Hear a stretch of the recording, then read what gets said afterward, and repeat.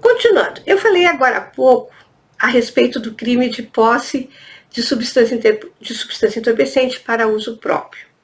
É do artigo 28 da Lei de Drogas. Falei sobre o que hoje está em discussão no Supremo Tribunal Federal, mas o que a gente vai discutir agora é o que está em vigor. Se esse crime for praticado isoladamente, ou seja, se o cidadão for pego portando uma pequena quantidade de droga que é para seu uso, e não há elementos ou informações qualquer de que ele estaria praticando o comércio daquela substância, esta é uma infração de pequeno potencial ofensivo e ela irá ser processada no Juizado Especial Criminal. Vocês vão até a Lei de Drogas e vocês vão encontrar que a punição é advertência, é prestação de serviço à comunidade, não há em nenhum momento nada que preveja uma privação de liberdade. É claro que para nós magistrados é muito complicado trabalhar com o artigo 28 e há muitas críticas, porque a primeira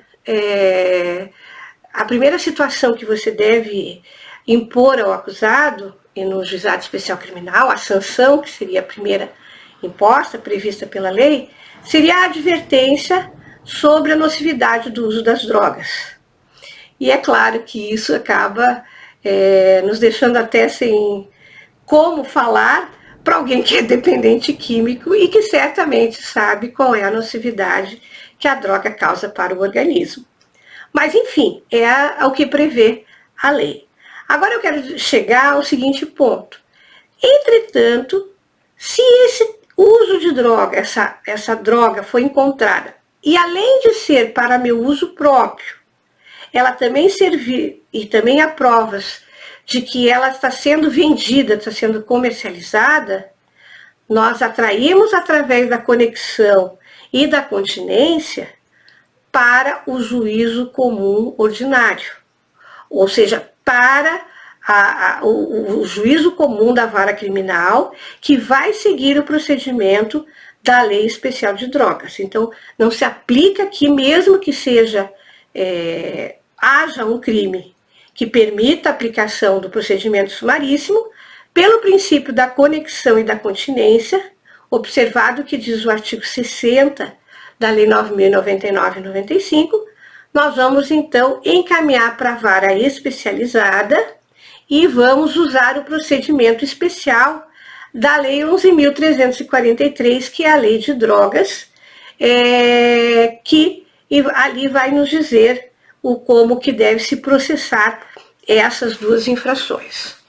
Bom, quando alguém comete um crime de pequeno potencial ofensivo, de acordo com o artigo 69 da Lei 9.099/95, como tudo é informal, célere e simplificado, nós não falamos em inquérito policial. Não existe aquele procedimento, aquela situação que vocês estudaram no semestre passado, quando a autoridade policial, então, ela faz a abertura de um inquérito policial para investigar, para reunir provas, para reunir depoimentos, perícias, enfim, tudo que puder ajudar na compreensão e para se encontrar a autoria e materialidade daquele delito. Nesses casos, o que nós temos é um procedimento muito simplificado que se chama de termo circunstanciado. É um termo que deve ser feito no momento em que a infração ocorre, não é uma prisão em flagrante, é um termo circunstanciado, onde vai ser ouvidos as pessoas que estão envolvidas ali naquele crime e também se houver testemunhas que presenciaram aquele fato. Se o crime deixar vestígios, vai ser juntado o exame de corpo de delito, conforme prevê o Código de Processo Penal. Então, nós temos que, sinteticamente, nesse termo circunstanciado, demonstrar, aí a autoridade policial, a autoria e a materialidade do delito. Então, não há necessidade de um inquérito policial, e nem pode ser feito nesses casos, que vai demorar 30 dias, que vai demorar mais do que isso até, para se ouvir testemunhas que não viram nada, para se colher provas que não levam a lugar nenhum, Basta simplesmente que seja ouvido o autor do fato, ouvida a vítima e ouvida a testemunha, e juntado o exame de corpo de delito se o crime deixar vestígios. Mas aí vocês vão perguntar, e se acontecer em prisão em flagrante? É possível lavrar o auto de prisão em flagrante?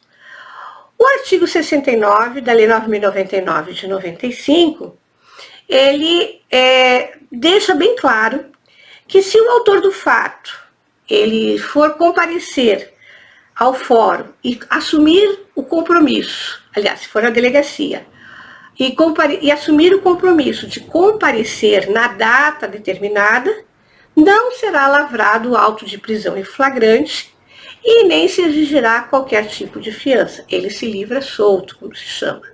Então, vamos supor o caso do uso de substância entorpecente, que alguém seja visto usando substância entorpecente em local público. Nós estamos diante da prática de uma infração prevista no artigo 28 da Lei 9.099 de 95. Eu, em tese, o que pensaria? Não, já que a autoridade policial está vendo aquela pessoa utilizar aquela substância entorpecente e sabe-se que é ilícito, ela vai prender em flagrante. Como é crime de pequeno potencial ofensivo, ela vai pegar o autor do fato, vai intimá-lo para comparecer na data que ela determinar no fórum da comarca e o mandará embora. Não terá auto de prisão em flagrante e nem fiança. Agora, se ele estiver, além de usando, vendendo, aí nós teremos sim a lavratura do auto de prisão em flagrante, porque há o crime previsto então ali na comercialização da substância entorpecente, que prevê pena de reclusão e prevê pena de multa e não se enquadra no procedimento sumaríssimo, se enquadra sim no procedimento da Lei 11.343. Bem, o procedimento sumaríssimo do Juizado Especial Criminal, que a gente vem falando até agora, ele tem duas fases distintas. A primeira fase é a fase da audiência preliminar, que vai dos artigos 72 até artigo 76 da lei.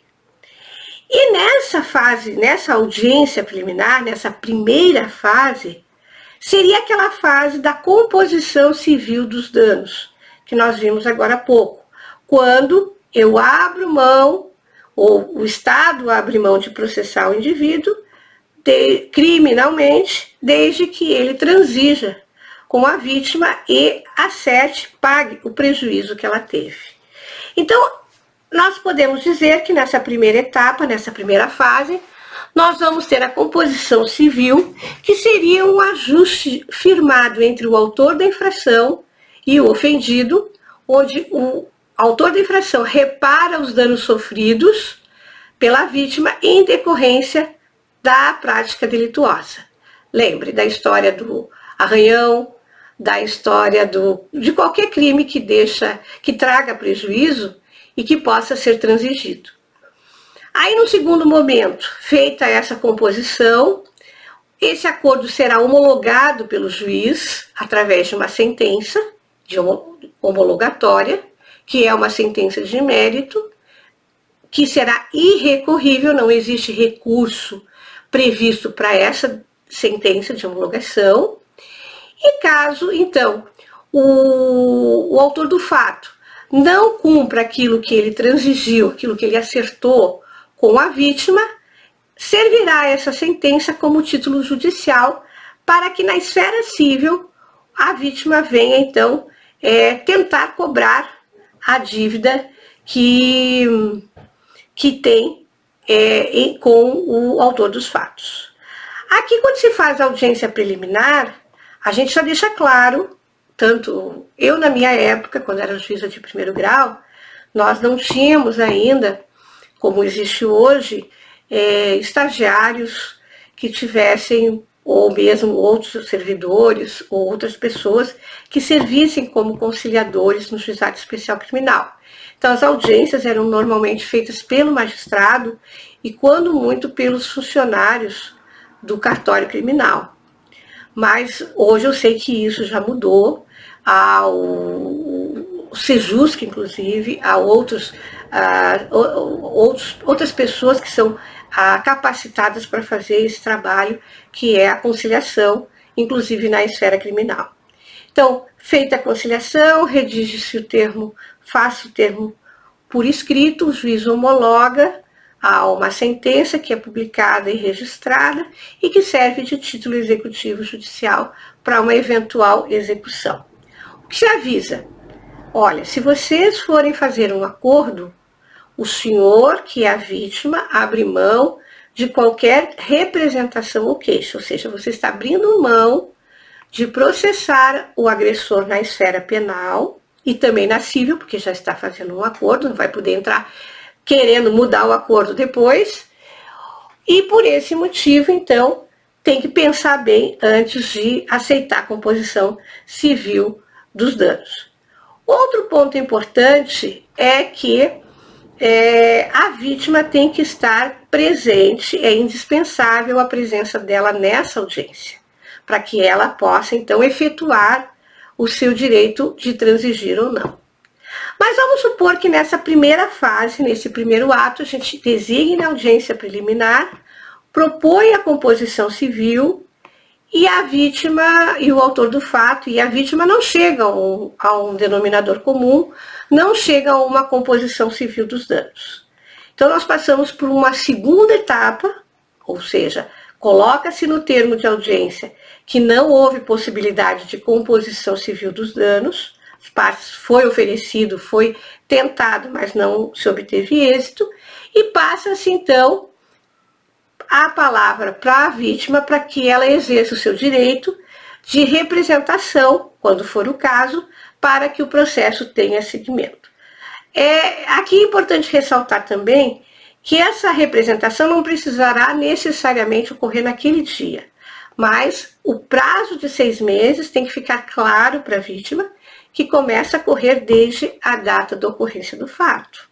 Então, se a audiência foi marcada uma semana depois ou um mês depois, tem que deixar claro para ela que ela tem tanto tempo ainda para exercitar o seu direito de representação, sob pena de decadência. A mesma coisa, a gente vai, e aí vai se ficar aguardando para que ela exerça ou não o seu direito de representação, quando a lei exigir. Quando for ação pública, penal, condicionada à representação. Lembre-se desses termos, lembre dessa matéria que foi explorada em direito penal em semestres anteriores. Quando a ação é pública incondicionada, ou seja, a ação ela é movida e a parte autora é o Ministério Público, nós não precisamos exigir da vítima a representação. O Ministério Público, então, não havendo acordo, não havendo composição civil dos danos, ele passará, se for o caso, a oferecer ao autor dos fatos uma proposta de transação penal, que está prevista lá no artigo 76 da Lei 9.099 de 95. Ou seja, ele, de acordo com o crime, de acordo com a situação, com o fato concreto, ele poderá oferecer ao acusado a prestação imediata de uma pena restritiva de direitos ou o pagamento de uma multa que ele vai estipular naquele momento, que seja adequada para prevenir e para ter aquele caráter educativo e pedagógico do crime, da solução do crime. Então é o que se chama de transação penal, porque ela é assim descrito na lei, e essa transação penal ela deve ser aceita pelo autor dos fatos. Se ele não aceitar, aí nós vamos ver quais são as consequências.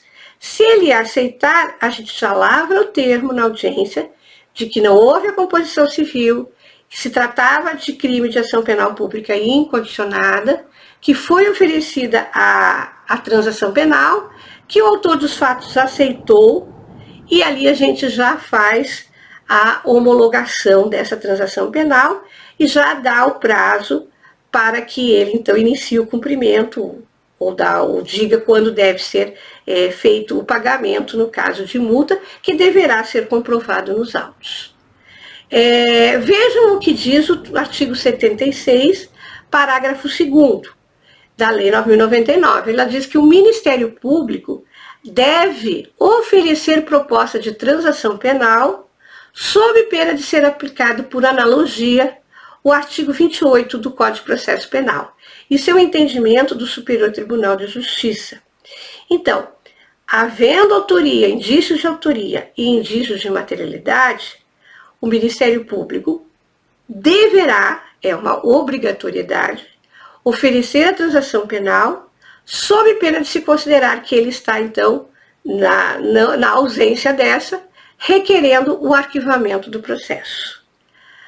Deve-se ainda dizer ao acusado que ele, aceitando a transação penal, ele não está confessando a culpa de nada. Ele simplesmente está aceitando cumprir uma medida restritiva de direitos ou uma multa para que o processo não seja dado seguimento. Mas não significa que ele está dizendo que ele realmente cometeu aquele delito. E para que essa transação penal seja então aplicada, é necessário que o cidadão não tenha antecedentes, ele não tenha uma outra transação penal já oferecida em prazo inferior a 5 anos, e que ele realmente ela seja efetiva para que ele reconheça a retribuição, a questão do que a pena representa para o delito. Então, ele deve ser alertado que não é confissão de culpa e que também essa aceitação não servirá como maus antecedentes ou reincidência, a não ser para efeitos de não conseguir uma nova transação penal no prazo de 5 anos. Mas vamos supor que ele cumpriu uma transação penal e logo em seguida, ou algum tempo depois, ele praticou um crime de roubo. Quando nós formos buscar os antecedentes criminais, vai constar que ele já teve uma transação penal, mas nós não vamos poder considerar, justamente porque assim diz o legislador, como maus antecedentes, lá para o artigo 59 do Código Penal, e nem na segunda fase de fixação da pena, que é da reincidência, utilizar então essa transação penal para aumentar a pena do cidadão. Isso tem que ficar ali, só serve mesmo para ele não conseguir outra transação no prazo de 5 anos. Feito isso, o juiz também vai homologar a transação penal, vendo que ela é correta, que ela está dentro do que é necessário, do que é possível, aceita pelo autor dos fatos expressamente, e essa homologação servirá como uma sentença de mérito. Então, ele está homologando aquilo que ocorreu nessa audiência preliminar. Contra essa decisão que homologou a transação penal, nós temos, então, a possibilidade de manejar o recurso de apelação. Isso está previsto em lei.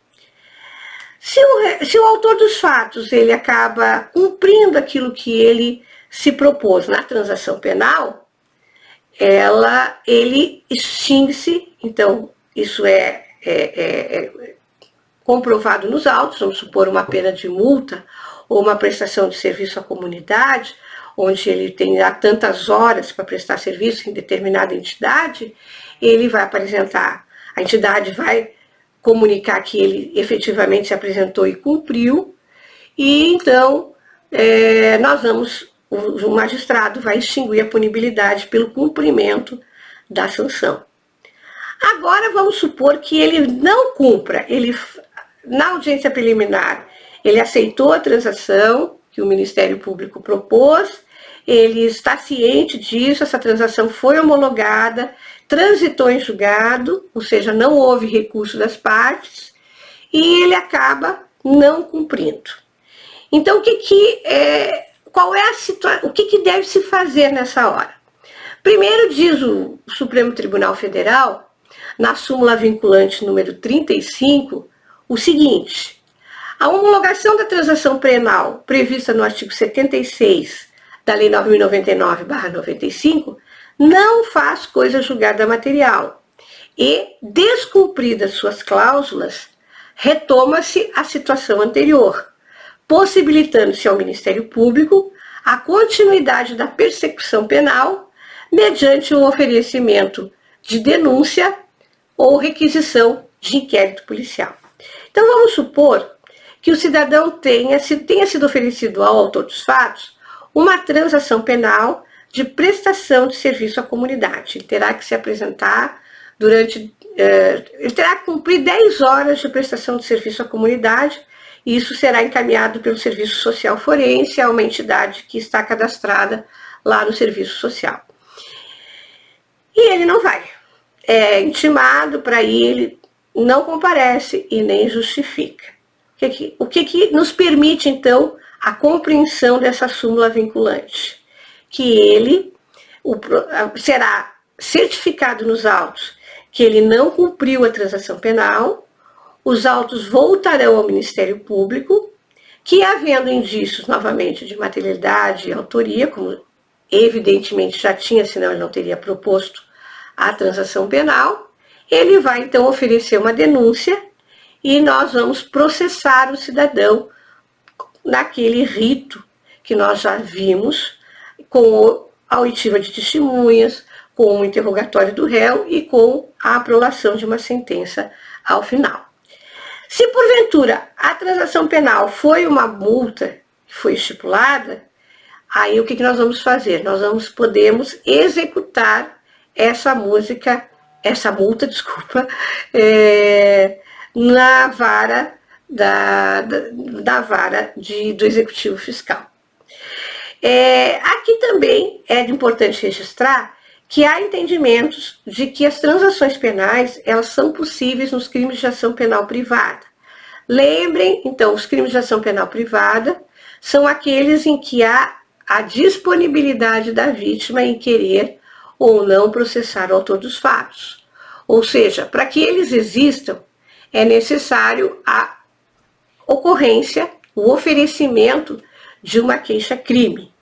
Então, o ofendido é que formulará essa queixa-crime através de seu representante legal e também, por se tratar de pequeno potencial ofensivo, vamos olhar lá os crimes contra a honra, injúria, calúnia e difamação, se processará neste primeiro momento, nessa primeira fase, que é a audiência preliminar, com a composição civil, a não aceitação com o oferecimento da transação penal e o cumprimento ou não dessa transação penal. Então vejam que ela é possível tanto nos crimes que são de ação penal pública incondicionada, quanto aqueles que são condicionados à representação e também naqueles em que que são de ação penal privada de disponibilidade específica da vítima, né? Então, nós estamos seguindo com o nosso autor dos fatos aqui, ele não é uma pessoa que teve muito interesse em resolver o problema, não houve composição de danos, ele aceitou uma transação penal e não cumpriu, se trata de uma ação pública incondicionada, os autos voltaram para o Ministério Público depois de certificado, e o Ministério Público, então, ele vai oferecer uma denúncia. Uma denúncia ou queixa.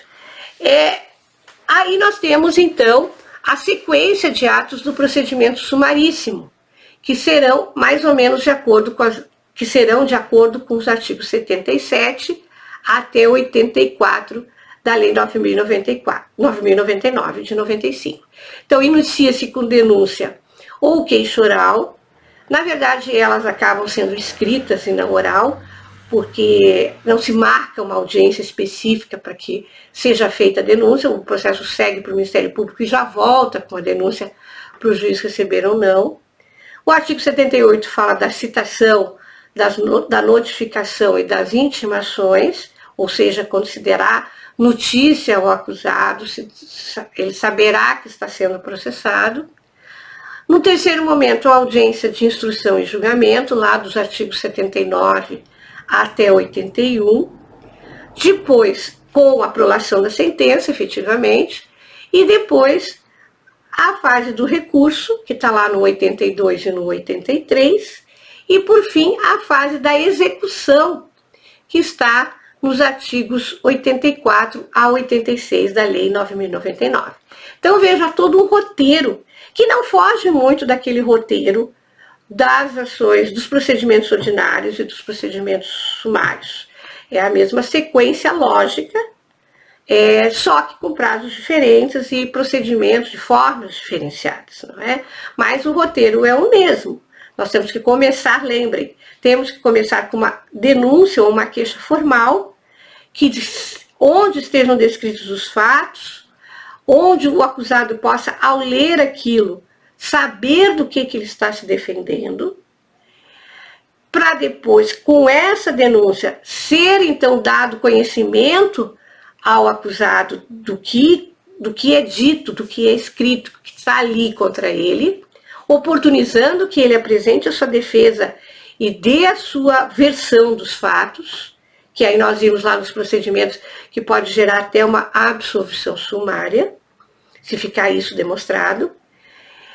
E na sequência lógica, nós vamos então